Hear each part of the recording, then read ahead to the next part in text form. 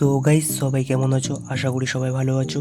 শুক্রবার 12 তারিখ, শুক্রবার 12 তারিখ কি পাস পেয়েছি চলো এক নজরে একবার দেখে নিই। 2301, 1 থেকে 4 বাজির মধ্যে 3 পাস পেয়েছি। 3 সংখ্যায় রেখেছিলাম 230, 3 পাস পেয়েছি।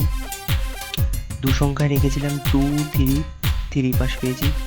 চলো শনিবারেরটা দেখা যাক।